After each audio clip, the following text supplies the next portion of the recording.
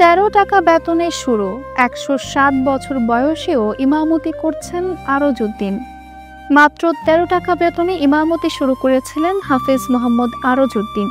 আজ 107 বছর বয়সেও তিনি মসজিদে ইমামতির দায়িত্ব পালন করে যাচ্ছেন বিনা পারিশ্রমিকে।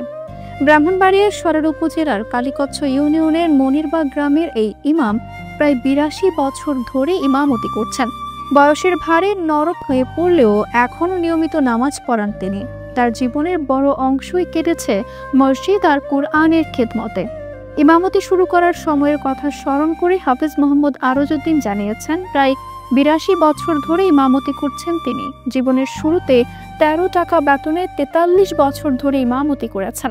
এখন বেতন ছাড়াই মসজিদে খেদমত করে যাচ্ছেন। একমাত্র আল্লাহ তাআলার সন্তুষ্টি ছাড়া তার জীবনে অন্য কোনো লক্ষ্য ছিল না। তার এই বয়সেও ইমামতির প্রতি ভালোবাসা আর দায়বদ্ধতা দেখে অবাক হন অনেকেই। তার জীবনের একমাত্র কামনা জীবনের শেষ দিন পর্যন্ত আল্লাহর রাস্তায় থেকে ইবাদত বন্দেগিতে জীবন পার করা।